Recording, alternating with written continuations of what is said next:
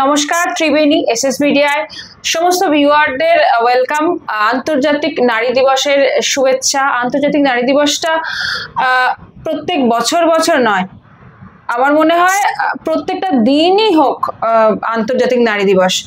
বছরে একবার সেলিব্রেশন না, কোনো সেলিব্রেশনে যদি না হয়। আজকে আছি ইলোরা সাহা, রাজনীতিবিদ, ইলোরাদির কাছে। এবং দিদির নমস্কার। দিদি নমস্কার, তোমাদেরও সবাইকে, তোমাদের চ্যানেলে তোমাকে সবাইকে আন্তর্জাতিক নারী দিবসের সবাইকে অনেক অনেক শুভেচ্ছা, অভিনন্দন। এবং নারী দিবস শুধু একদিন নয়, প্রত্যেকটা দিনই নারী দিবস। তো এটা আমাদের কাছে একটা উপরি পাওনা, একটা উপরি দিন শুধু মেয়েদের সেলিব্রেশন করার জন্য। সবাইকে অনেক অনেক শুভেচ্ছা, অভিনন্দন, ভালোবাসা। আপনার জীবনে নারী দিবস মানে দিবসটাকে আমি দিবস বলছি, সেটা আদর্শ কাকে বলবেন, কাকে আদর্শ ধরবেন? আমার জীবনে যদি এই মুহূর্তে নারী দিবস বলা হয়, অবশ্যই আমি বলবো আমার নেত্রী, আমাদের মুখ্যমন্ত্রী মাননীয়া শ্রীমতী মমতা বন্দ্যোপাধ্যায়কে। উনি একাধারে নারী, উনি ছোটবেলা থেকে সংগ্রাম করে উনি রাজনীতির আজকে এই শিখরে উঠেছেন। ওনার ব্যক্তিগত জীবনের সংগ্রাম, ওনার রাজনৈতিক সংগ্রাম, এবং সবচেয়ে বড় কথা উনি অর্থনৈতিকভাবে পিছিয়ে পড়া একটি পরিবার থেকে আজকে এই জায়গায় এসছেন। ওনার সে অর্থে কোনো ফাদার ফিগার রাজনীতিতে ছিল না, উনি নিজে যেভাবে তৈরি করেছেন। এবং আজকে উনি কোটি কোটি বাংলার নারী পুরুষ সবার বটবৃক্ষ হয়ে আছেন।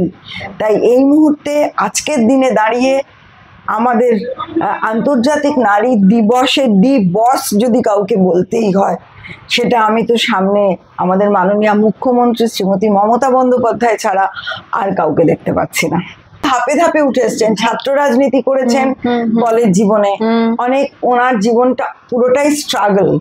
উনি পারিবারিক জীবনে যে কষ্ট করেছেন, যতটা স্যাক্রিফাইস করেছেন, একা হাতে ভাই বোনেদের মানুষ করেছেন, রোজগার করেছেন। আমি উনি নিজে মুখে বলেছেন উনি দুধের ডিপোতেও একটা সময় কাজ করতেন সংসার চালানোর জন্যে।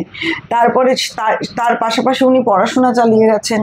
তারপরে কলেজে ছাত্র রাজনীতি থেকে ওনার উত্থান, তারপরে যুব রাজনীতি করেছেন। এবং উনি একটা আমাদের কাছে বিরাট বড় মাইলস্টোন। আজকে ওনাকে আদর্শ করে যদি আমরা এগোতে চাই, তাহলে আমরা কিন্তু ওনার কথাটা ভাবলেই ভেতর থেকে একটা ইন্সপিরেশন আসে যে আমরা কেন পারবো না।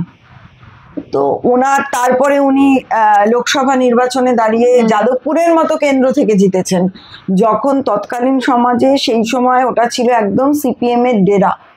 সেখান থেকে উনি জিতে এসছেন। তারপরে তিনি রেল মন্ত্রী। ভারতবর্ষের রেল হচ্ছে একটা প্যারালাল অ্যাডমিনিস্ট্রেশন পুরোপুরি। অত বড় একটা রেল মিনিস্ট্রি উনি সামলেছেন কেন্দ্রীয়। এবং সেই সময় পশ্চিমবঙ্গকে তো উনি দিয়েছেনই, গোটা ভারতবর্ষের বিভিন্ন জায়গায় উনি কিন্তু বিরাট রেলের যে শাখা প্রশাখা বিস্তার করেছেন। উনি সবসময় প্রান্তিক মানুষদের সুবিধার কথা মাথায় রেখে রেলের লাইনকেও বাড়িয়েছেন সেই দিকে।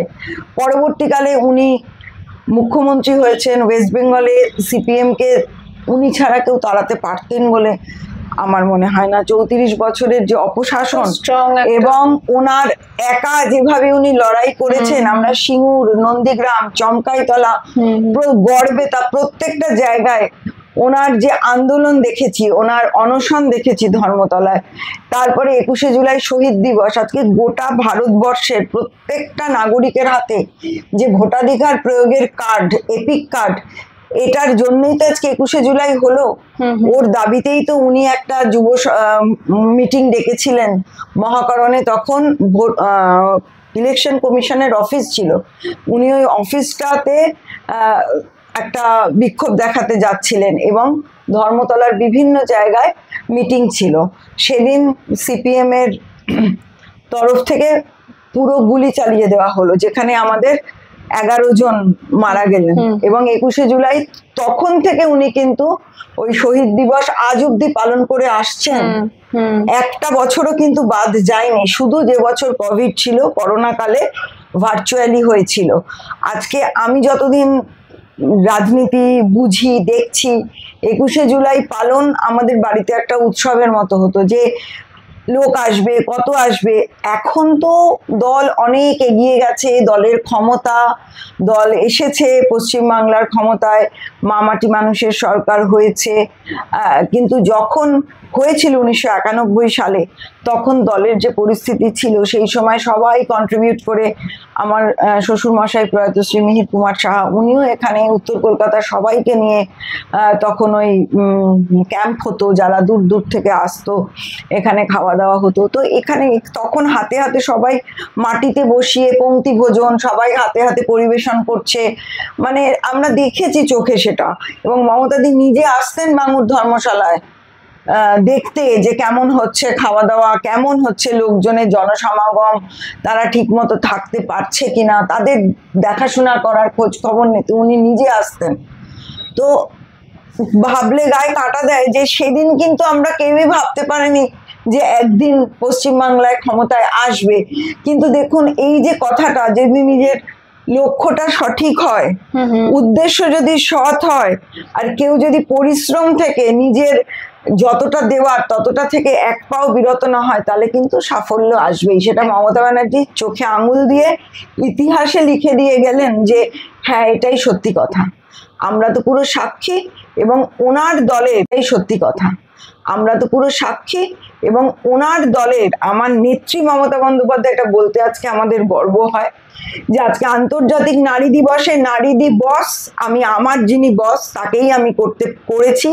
এবং আমার মনে হয় বাংলা কেন, সারা পৃথিবীর মানুষ ওনাকে কুর্নিশ করবে।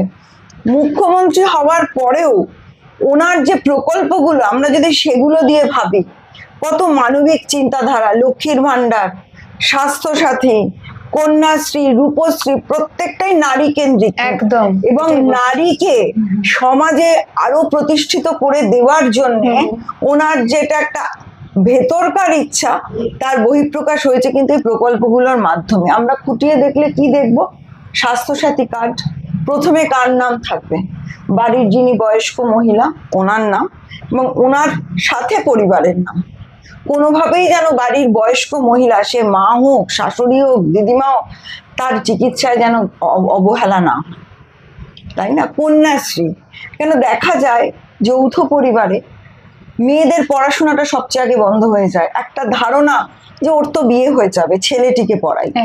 মেয়েদের পড়াটা যাতে বন্ধ না হয়, তার জন্যই কিন্তু দিদি কন্যাশ্রী এই প্রকল্পটা এনেছেন।